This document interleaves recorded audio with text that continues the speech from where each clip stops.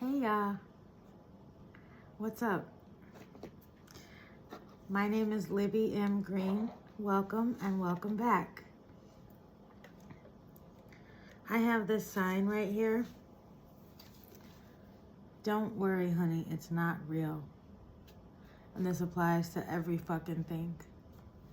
You know how when you go to the movies and you suspend your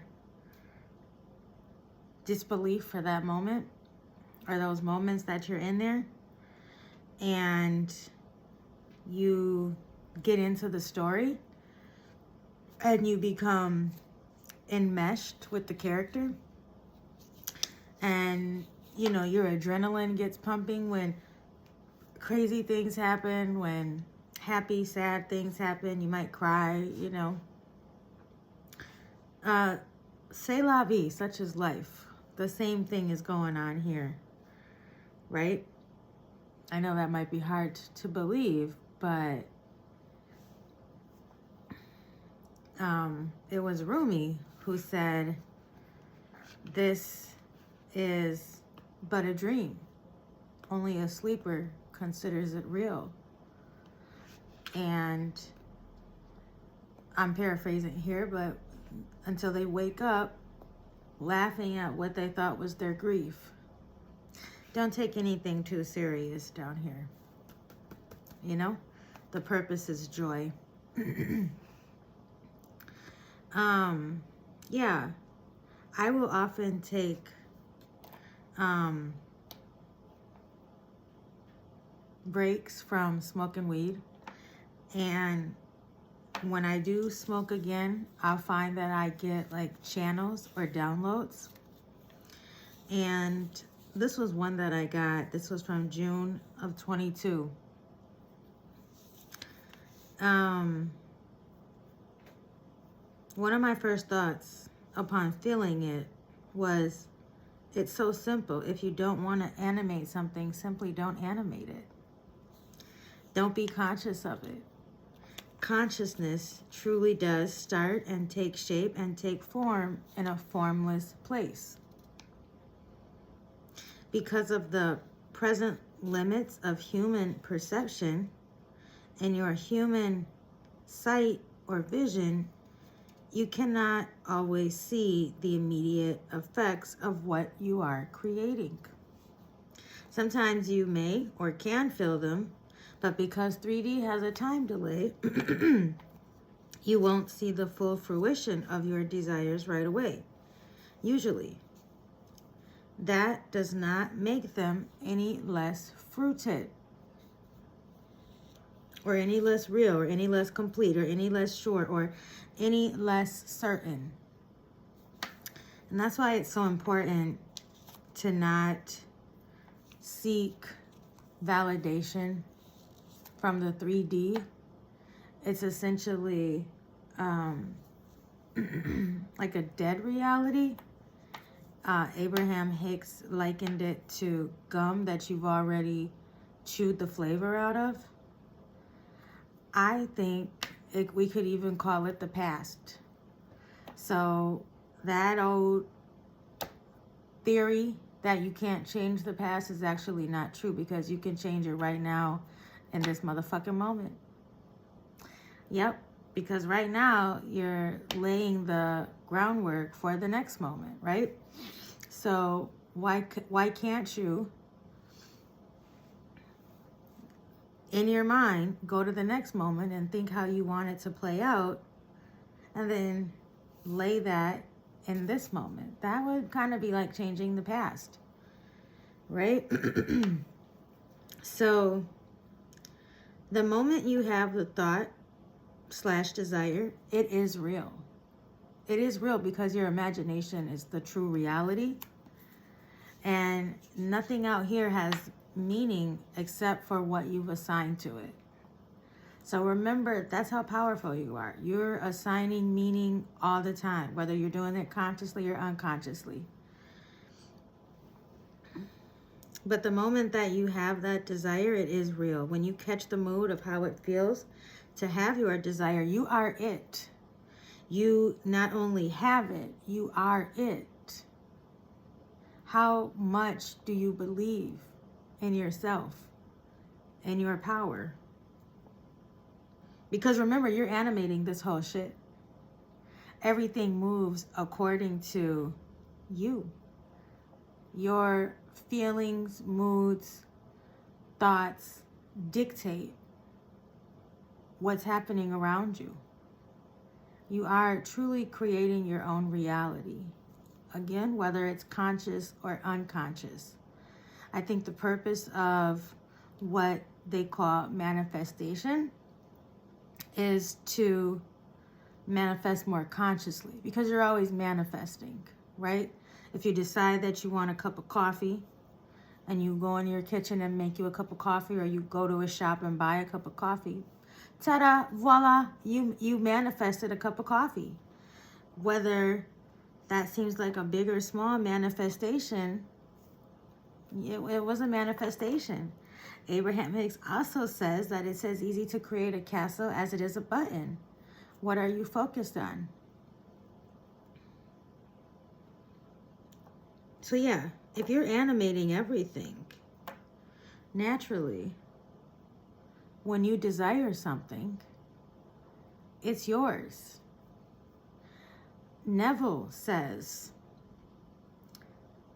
the only thing that holds you back, or the only reason that you're not experiencing what you want right now, is your denial that it's true. So it's really as simple as believing in yourself, in what you want, in your power to create it, and believing it before you see it. Some say you have to see it in order to believe it, but it's actually the opposite. Once you believe it, then you see it, right? Once you can grasp it in your mind's eye, that's when it can drop down into 3D.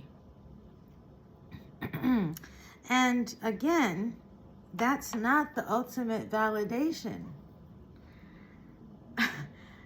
You validate your motherfucking self. Validate your motherfucking self.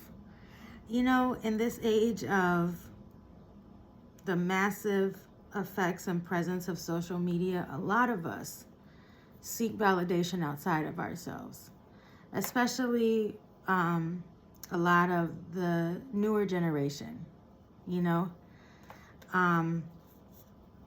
And you want to try not to get in that habit, because you don't want to rely on the whims and moods of others to determine how you feel and how you move and operate, right? So validate yourself. Put yourself on a pedestal. Don't hold others' opinions of you in any regard. And this doesn't mean to act crazy or savagely, but, you know, remain civilized, but know and understand that you are the sole controller. You are the operant power. It's you. You can give that power away, but that's how powerful you are. It's yours to claim and utilize and harness and cultivate, and it's yours to give it away and say, the devil made me do it, you know, or you know, whatever, you know what I mean.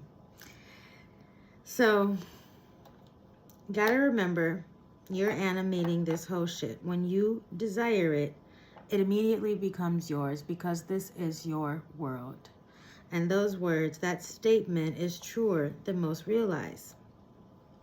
If and when you are able to turn to the feeling of what you want, tune completely to the feeling of having what you want. Everything is a state, right? So wanting is a state, and wanting begets wanting.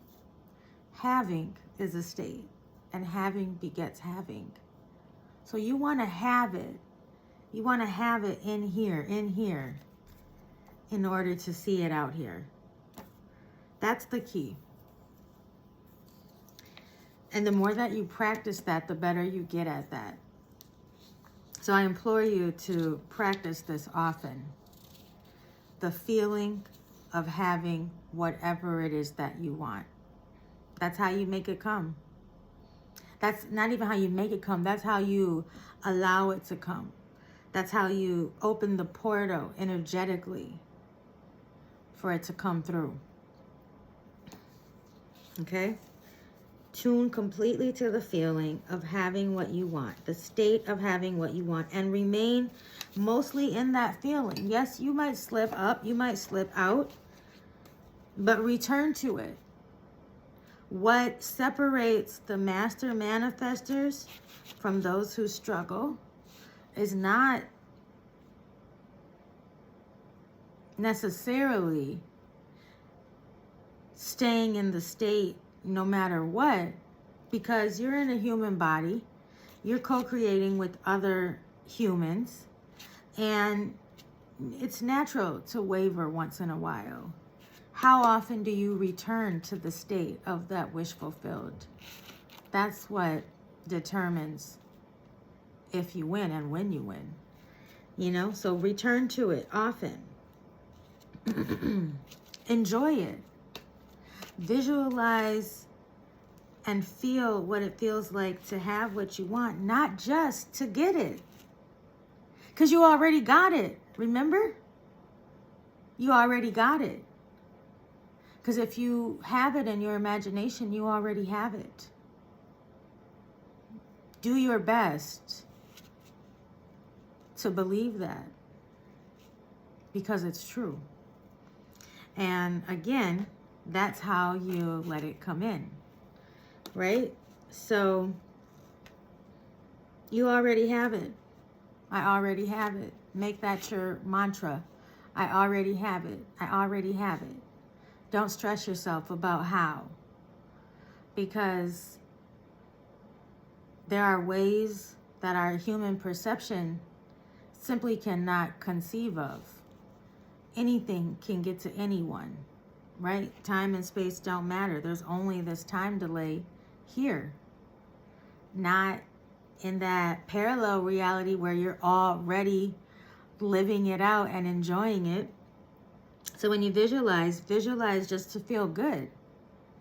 You know, you're practicing the vibration of it.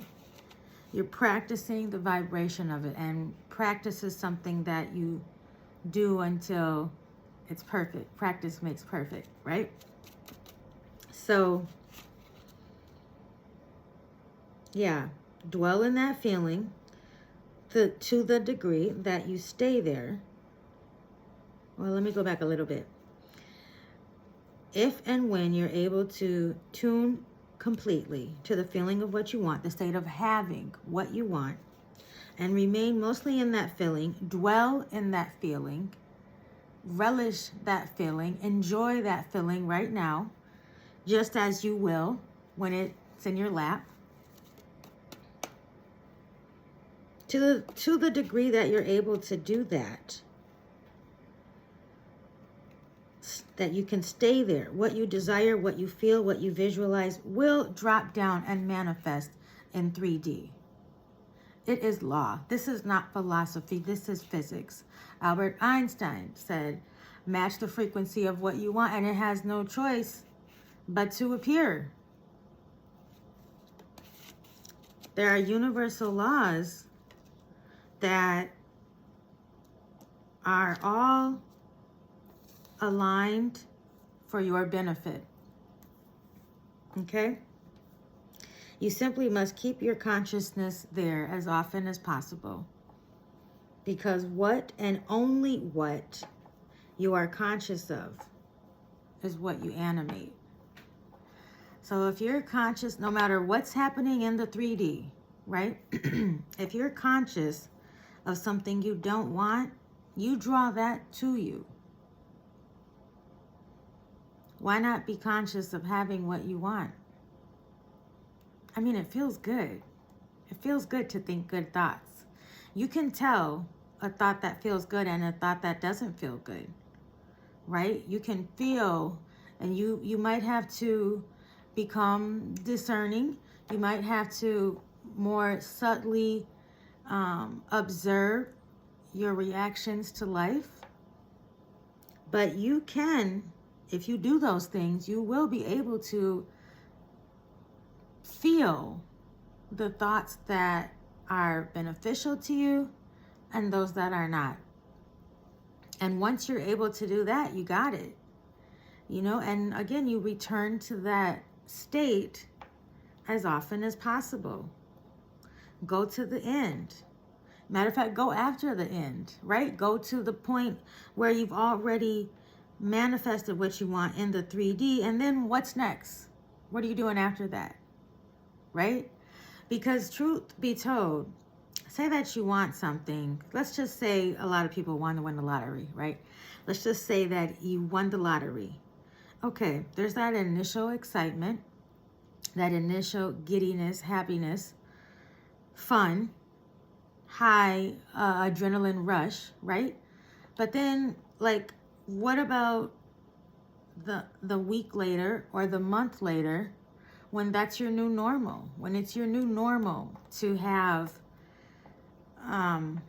this large amount of money, and don't even focus on the money, but what that money implies, this new influx of freedom, all these new options and choices. You know, what does that feel like? You want to go there in your mind, and you want to inhabit there in your mind, and you want to incorporate all your senses. So what are you seeing? What are you smelling? What are you tasting? What are you hearing?